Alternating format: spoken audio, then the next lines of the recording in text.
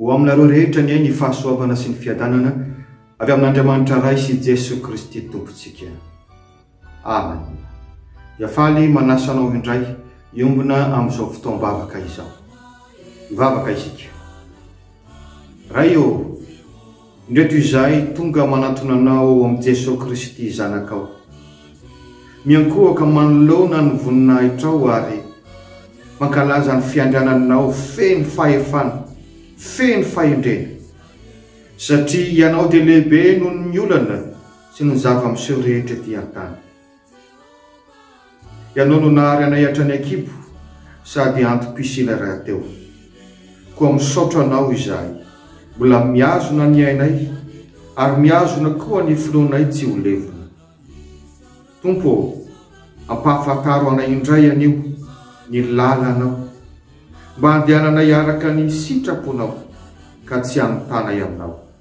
Tompo mitenena, tompo miasa, amin'ny anaran'i Jesosy Kristy. Amen.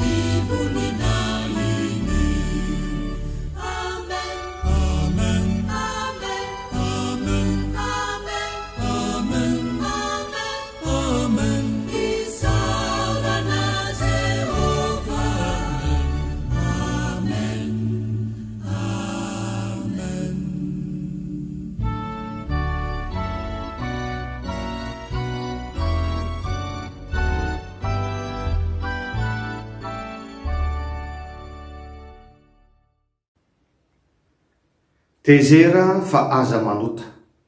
Izany indray avana no hevitra ho banjintsika anio ho aminareo hatrany amin'ny tompo.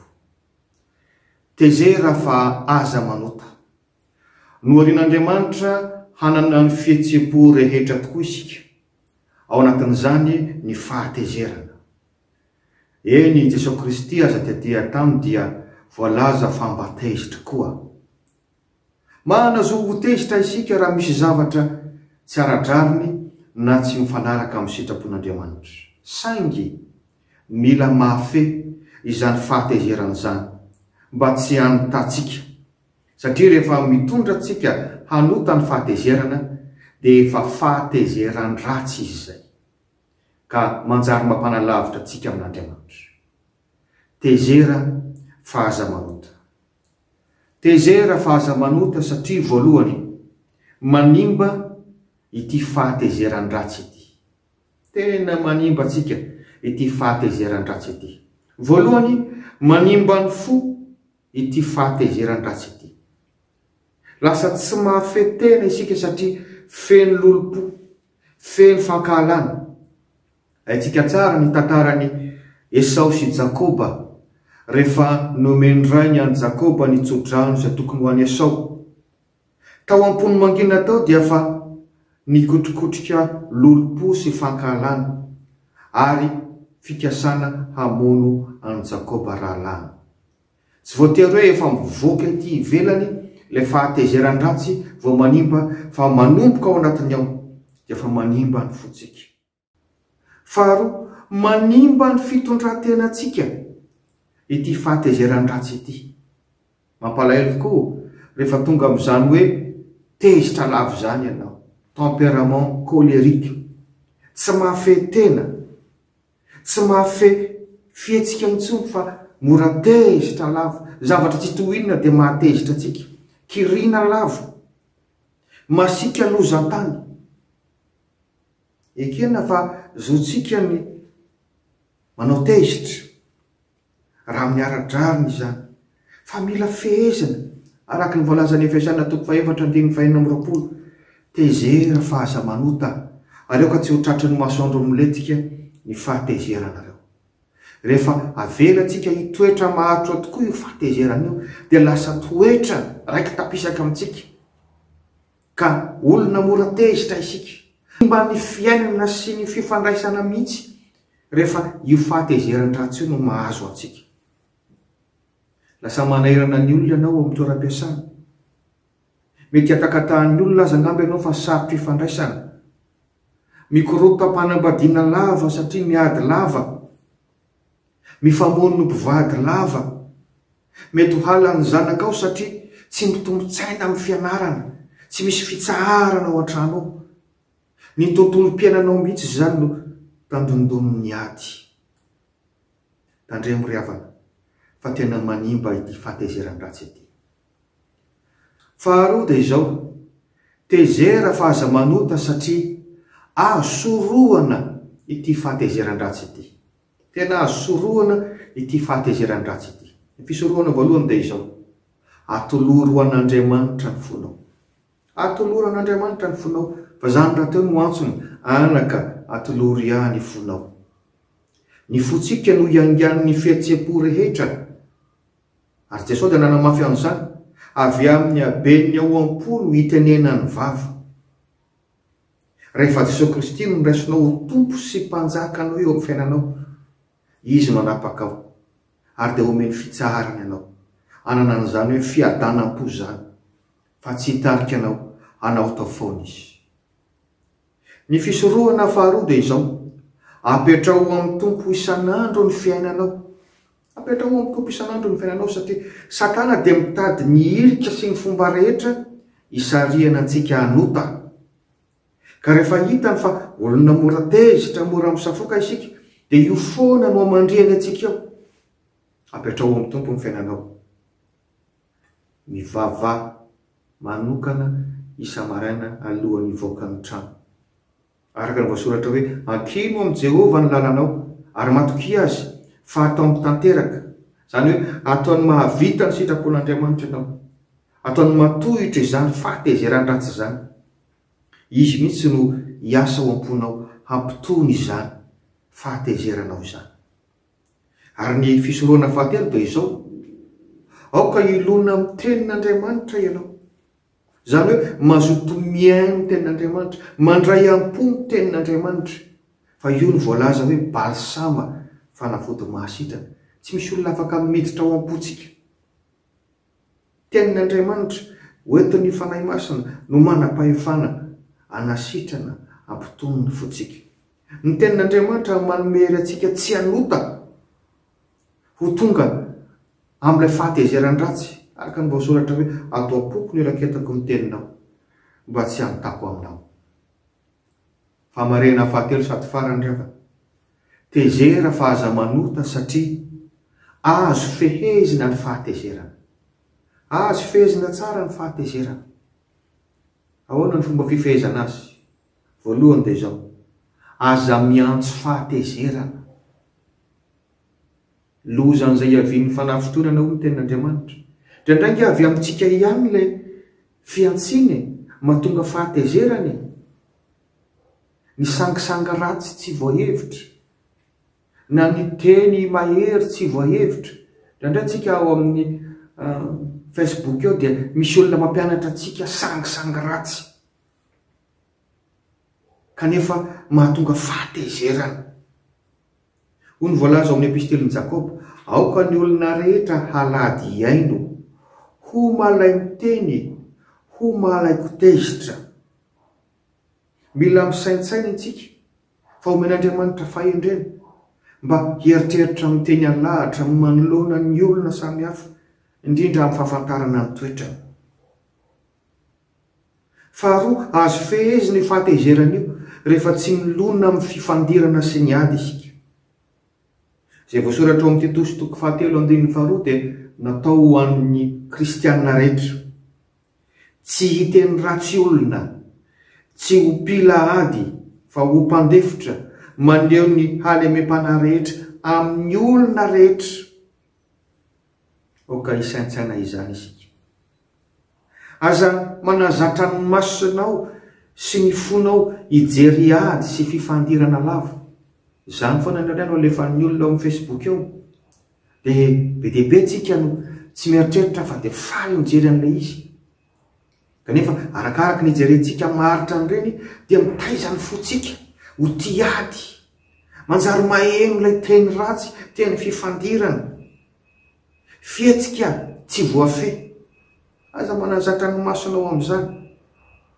Aoka nazatra teny ianao mba tsy hamaly fiantsiana ny fiantsiana, tsy hamaly botana raha misy olona miantsy. Raha ilaina mahay mangina voalohany raha sendra misy ny fifandirana, mahay miala voalohany raha misy izany fifandirana izany, mba hisetona kely, hakana rivotra, ambela ilay anankiray koa mba hisento kely. Ary raha misy zavatra tokony fanazavana, mahay mitady ny fotoana tony mba hazona mifampiresaka ao anatin'ny fahatoniana. Hamarana ary havana, mampalahelo rehefa tafalatsaka ao anatin'ity fahatezeran-dratsy ity isika. Simba ny fiainantsika, simba ny fifandraisantsika amin'ny manodidina antsika. Ko atolorin'ny Tompo, feno ny fonao, fa ainy no manapatapaka izany asan'ny Satana izany. Tena asan'ny Satana izany. Manana fahazarana mametraka amin'ny alalan'ny vavaka, isa-maraina eo amin'ny Tompo ny tontolo andronao. Mahazo toa milona amin'ny tenin'Andriamanitra, fa izany ihany no hanivozanao ery ary hanananao fitondran-tena hendry. Mahireza ry avana. Amen.